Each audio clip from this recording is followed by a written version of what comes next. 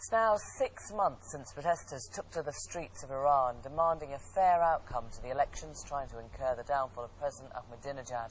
One of the defeated presidential candidates, Mehdi Karroubi, was more outspoken than most. He was threatened with jail after claiming the election was rigged and that opposition supporters had been physically abused. Tonight, in an exclusive interview, he's invited the BBC into his home and spoken frankly about his predictions for the country. Here's our Tehran correspondent, John Line. 6 months on, and the Iranian government and opposition are squaring up for a new confrontation.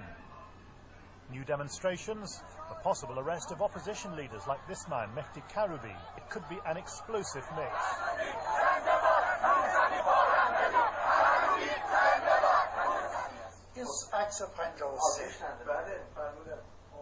Mr. Karroubi has been one of the most outspoken of all the opposition leaders. He invited the BBC into his home in North Tehran. The government has shut down his office. It's one of the few interviews given by any senior opposition figure in Iran since immediately after the election.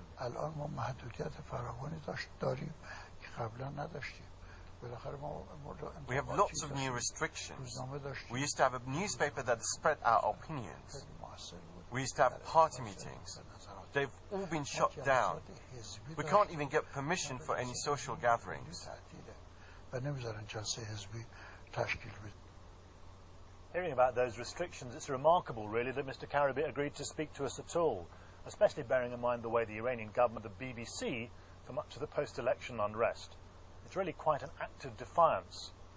But Mr. Karroubi is enough of a veteran to remember how Ayatollah Khomeini used the media during his exile in Paris 3 decades ago. A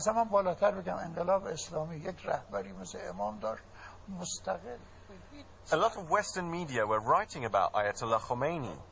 In Europe, his opinions were being carried by the media. BBC Radio reflected his views.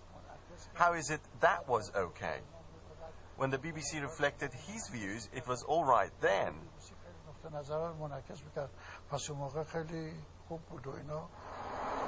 The last time I met Mehdi Karroubi was 3 days after the election in June. His aides were pleading with him not to go down to an opposition rally for fear he'd be killed. But instead, we found millions of Iranians gathered in central Tehran. You can't even estimate the size of this crowd. It's all the way as far as I can see that way, and it's the same the other way, the other side of this bridge. It's an incredible crowd, and this is for a demonstration the government said was banned, and there would be serious consequences for anybody attending. People here just seem to have no fear whatsoever.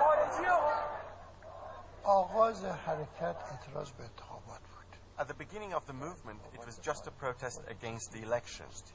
We didn't recognize it as a serious election. The government's response, the crackdown, has not calmed things down at all. In fact, it's just made the chanting louder. It's just increased the people's demands.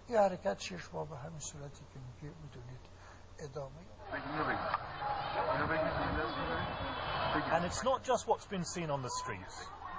Mehdi Karroubi has been pressing allegations that opposition detainees, both male and female, have been repeatedly raped by their prison interrogators. The government has vehemently denied his accusations and threatened to prosecute Mr. Karroubi. So does he still stand by them? When the judiciary comes and shuts down my office, takes away my documents and threatens those who have come forward with allegations, so much so that some have had to leave the country, then I have to tell you, I still believe that the people who have spoken to me are telling the truth. President Ahmadinejad, of course, insists it's all a Western plot after his triumphant re-election. So has he consolidated power, or is his government still in danger of collapse?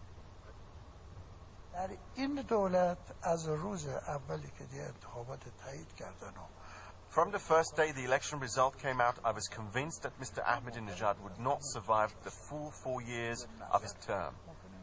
Even within the last 6 months, the government has only been kept in power by force.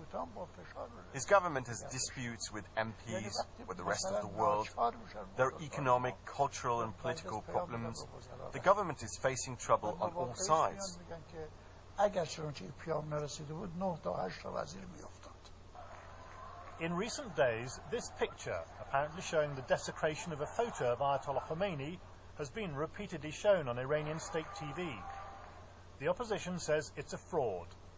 But it is true that in recent protests, demonstrators have been sounding increasingly radical, and they could become even more so if their leaders are arrested, as the government keeps hinting it might.